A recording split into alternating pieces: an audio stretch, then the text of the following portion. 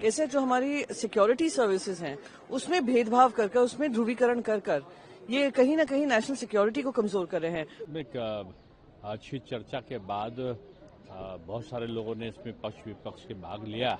भारत सरकार यानी बीजेपी की सरकार लेके आ रही है वो पूरी तरह असंवैधानिक है, संविधान विरोधी है। तरीके से पूरे देश में धर्म के आधार पे, जाति के आधार पे ध्रुवीकरण करके भारतीय जनता पार्टी को पॉलिटिकल फायदा होता है, वैसे ही पहली बार हम देख रहे हैं कैसे जो हमारी सिक्योरिटी सर्विसेज हैं उसमें भेदभाव कर कर, उसमें ध्रुवीकरण कर कर ये कहीं ना कहीं नेशनल सिक्योरिटी को कमजोर कर रहे हैं। मैंने तो कल पार्लियामेंट में भी कहा था कि ये तो सीएपीएफ बनाम आईपीएस हो गया है। जो चीज उनका अधिकार होना चाहिए था सीएपीएफ का, कि जो मैं मानती हूँ जिनका एक्सपीरियंस होता है, जिन्हें खून पैसे मेहनत की हो, सेवा की हो देश सेवा के लिए, उनको इस तरीके से डिवाइड नहीं करना चाहिए। पर आनन फानन में बिल आया, सुप्रीम कोर्ट के खिलाफ आया और सीएपीएफ से बगैर चर्चा किए, सारे जो सीएपीएफ विंग्स हैं उनसे बगैर चर्चा किए इसको पास किया जा रहा था। हम कह रहे थे इसको ज्वाइंट पार्लियामेंट्री कमेटी में भेजिए, सिलेक्ट कमेटी बनाइए और फिर सबका राय मशवरा कर कर एक सोल्यूशन पाइए। पर फिर भी राज्यसभा में by the virtue of numbers पास किया है, सेम लोकसभा में होगा।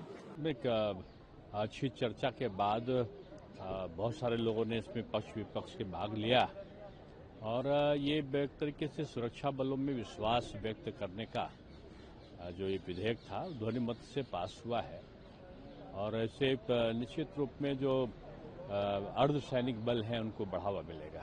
ये पीएफ का जो बिल भारत सरकार यानी बीजेपी की सरकार लेके आ रही है वो पूरी तरह असंवैधानिक है, संविधान विरोधी है। जो मामला ऑलरेडी सुप्रीम कोर्ट ने निर्देशित किया कि इन जो 1986 ORS ऑर्गेनाइज सेक्टर, सीआरपीएफ या पैरामिलिट्री, उनकी पदोन्नति आईपीएस की तरह हो और आईजी रैंक तक वो सीआरपीएफ के जो असिस्टेंट कमांडेंट हैं उनकी पदोन्नति पर पदोन्नति कमांडेंट और तमाम आईपीएस के तर्ज पर उनकी पदोन्नति हो। दूसरा, पुराना पेंशन लागू करने के लिए हाईकोर्ट ने ऑर्डर किया, लेकिन ये जो बीजेपी सरकार है यह सेना विरोधी है, पैरामिलिट्री फोर्स की विरोधी है।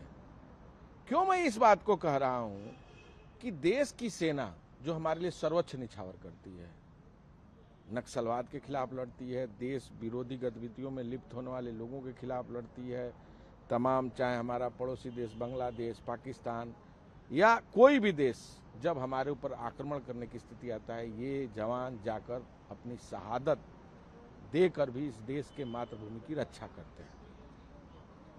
जब सुप्रीम कोर्ट ने ऑर्डर कर दिया कि 1986 का ORS या ग्रुप है, ऑर्गेनाइज ग्रुप है, तो फिर इनको दोबारा पिटीशन में जाने की क्या जरूरत थी?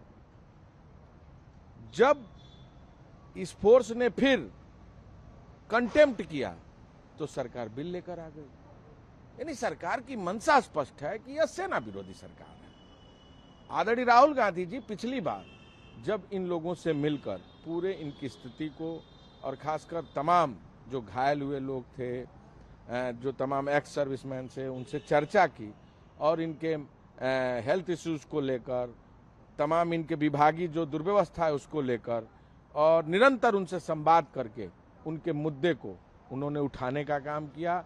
लेकिन ये सरकार देश की सेना का अपमान कर रही है, उनका जो वाजिब हक है, अधिकार है, वो नहीं देना चाहती और सुप्रीम कोर्ट के भी खिलाफ यह कानून लाकर इस देश में संविधान का माहौल उड़ा रही है। प्रभातखबर.com, विश्वास वही, रफ्तार नहीं।